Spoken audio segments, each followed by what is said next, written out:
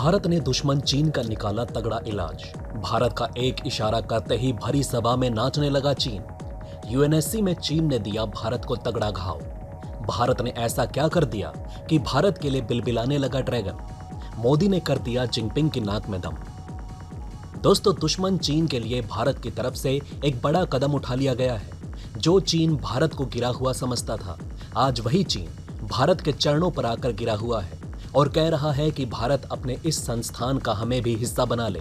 और तो और पिछले 6 साल से चीन इस संस्थान का हिस्सा बनने के लिए इतना ज्यादा परेशान है, लेकिन भारत उसको उसकी औकात दिखाते हुए अपनी उंगलियों के इशारे पर नचाता हुआ चला आ रहा है। जिस तरीके से चीन की तरफ से भारत की सीमा पर कब्जा किया गया, जिस तरीके से चीन की तरफ से भारतीय सैनिकों को आंखें दिखाई गई, जिस तरीके से चीन की तरफ से छोटे बड़े मुद्दों पर विवाद किया गया, वो चीज भारत भूला नहीं है। और यही वजह है कि आज भारत चीन को वक्त आने पर जवाब दे रहा है, और न केवल जवाब दे रहा है बल्कि उसे खून के आंसू रोने पर मजबूर कर रहा है।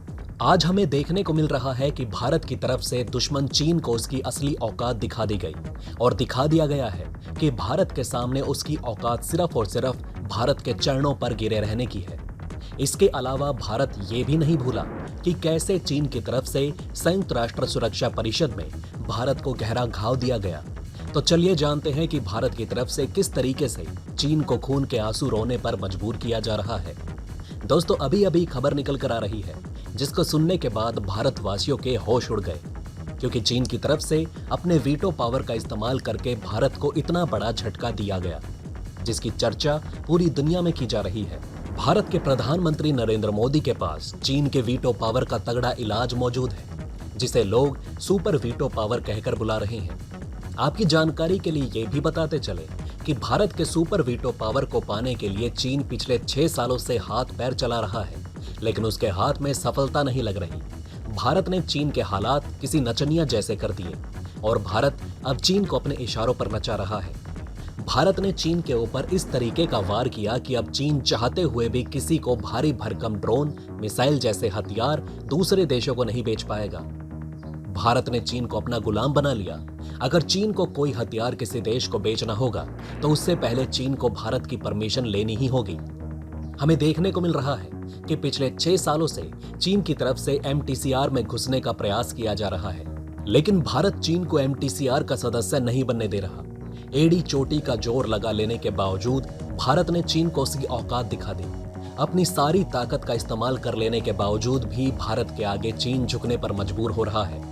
जिस तरीके की स्थिति बनी हुई है उसको देखते हुए यहाँ पर भारत को भी यूनाइटेड नेशन के ऑप्शन पर एक संस्थान का निर्माण करना होगा और इन जगहों से अपने दुश्मन को दूर रखना होगा, खास करके चीन और पाकिस्तान जैसे देश को।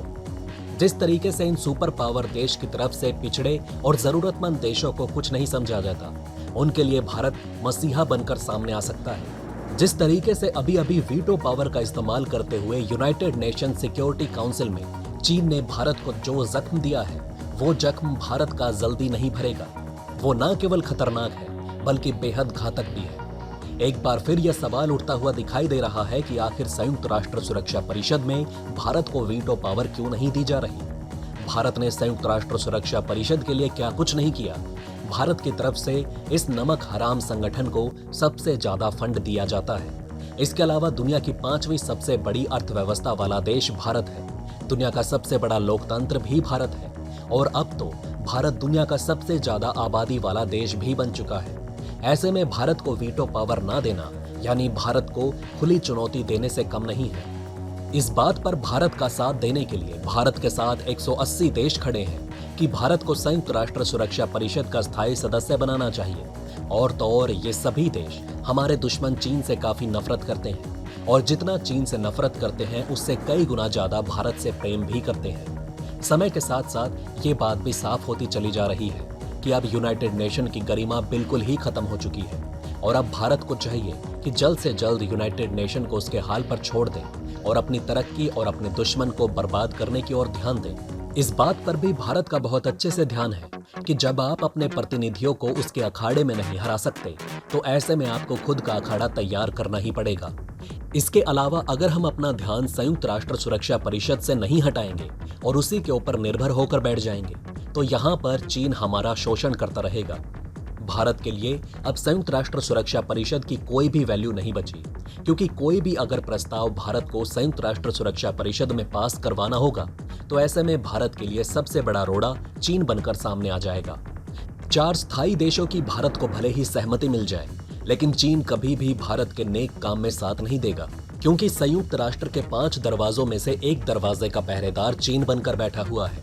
अगर भारत को संयुक्त राष्ट्र सुरक्षा परिषद का स्थायी सदस्य बनाना है तो ऐसे में भारत को चीन की सहमति चाहिए होगी।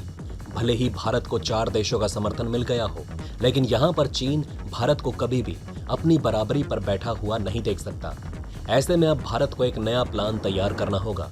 इन सभी बातों को ध्यान में रखते हुए और उस पर काम करना होगा।